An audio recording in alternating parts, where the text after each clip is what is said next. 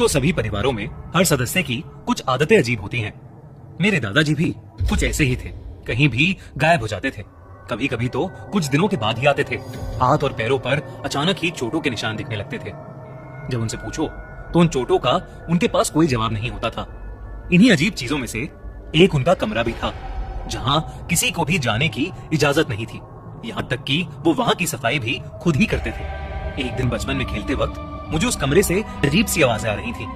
मैंने झुककर दरवाजे के नीचे से झांक कर देखा तो मुझे एक परछाई दिखी। तभी मैंने देखा कि कमरे से खून की तेज धार बह रही थी। देखते ही देखते मेरे सारे पैर खून में सन चुके थे। मैं छोटा था तो ये देख के घबरा गया और वहीं बेहोश हो गया। उठा तो माँ मुझे डांट रही थी कि मुझे धूप में नहीं खेलना चाहिए। उनके हिसाब से मैं उसी की वजह से बेहोश हुआ था। मैंने जब उनको सच्चाई बताने की कोशिश की तो दादाजी ने मुझे झुठला दिया। उसके बाद से मेरी और दादाजी में इतनी बातचीत नहीं हुई। पूरे दिन उस कमरे में ताला लगा रहता था और किसी को भी उसके आसपास भटकने की मंजूरी नहीं थी। कुछ साल बाद दादाजी चल बसे और हम भी अपना पुराना घर छोड़कर अब शहर वाले घर में चले गए थे। सब कुछ ठीक चल रहा था। शहर में पापा की जॉब काफी अच्छी चल रही थी और मैं भी अब कॉलेज जाने लगा था। पापा ने कॉल पर बताया कि हमें कुछ काम से दादाजी के पुराने घर पर जाना है और हम अगले ही दिन दादाजी के घर के लिए निकल गए। करीब 10 साल बाद जब मैं उस घर में वापस आया तो मैंने देखा कि तब भी किसी के उस कमरे के पास जाने की हिम्मत नहीं हो रही थी। बचपन की जिज्ञासा के मारे मैंने हथौड़ी ली और उस कमरे पर लगा ताला ही तोड़ दिया। मुझे मन ही मन में खुशी तो बहुत हुई, मगर एक डर भी अंदर भर गया कि आखिर ऐसा क्या था जो दादाजी हमसे छुपा रहे थे। अंदर घुसते ही मुझे कई सारी अलमारियां दिखीं, जिनमें अलग अलग अजीब सी चीजें रखी हुई थीं। कई सारे कलश, कई लाल कपड़ों में बंधे ताले, चीनी मिट्टी के बर्तन और न जाने क्या क्या। कमरे के बीचों बीच दीवार पर एक बड़ी सी तस्वीर लगी थी। वो तस्वीर एक घर की थी जो नदी के किनारे बसा था। इतनी खूबसूरत तस्वीर को बंद कमरे में नहीं होना चाहिए था, तो मैं उस तस्वीर को वहां से उतारकर बाहर हॉल में ले आया और कमरे को खुला रहने दिया। लेकिन उस रात जब मैं सोया तो मेरी नींद एक बड़ी सी नदी के बीचों बीच खुली। मैं वहां कैसे पहुंचा ये सोचने का समय ही नहीं था, क्योंकि पानी का बहाव इतना था कि मैं अचानक से डूब रहा था। जैसे तैसे बच बचा के मैं किनारे तक आया तो हैरत ये हुई कि वहां वही घर था जो दादाजी के कमरे वाली तस्वीर में था। ये देखकर मानो मेरे पैरों तले जमीन ही खिसक गई। मगर दिल तब दहला जब मैंने थोड़ा दूर देखने की कोशिश की। वो घर बिल्कुल मेरे पुराने घर जैसा ही था, जिसके हॉल में मैं भी कुछ देर पहले सो रहा था।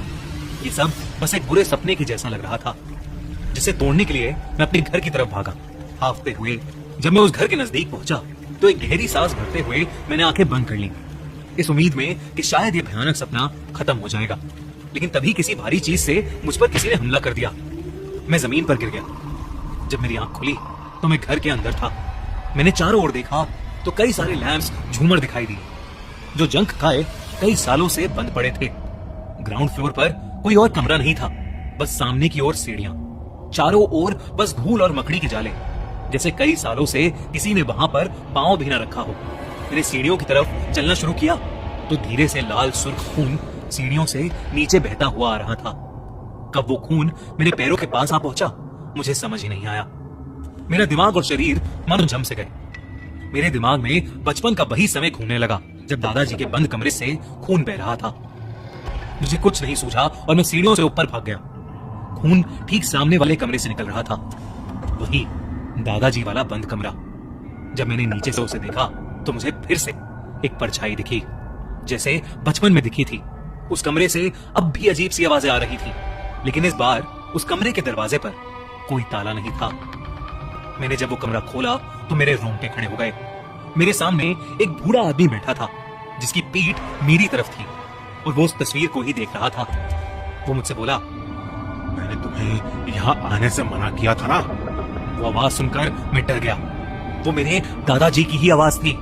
डर के मारे मेरी चीख निकल गई और मेरी चीख सुनते ही उस आदमी ने अपनी गर्दन थोड़ी थोड़ी घुमा ली। वो आदमी कोई और नहीं बल्कि मेरे दादाजी ही थे। वो बहुत ही ज्यादा भयानक लग रहे थे।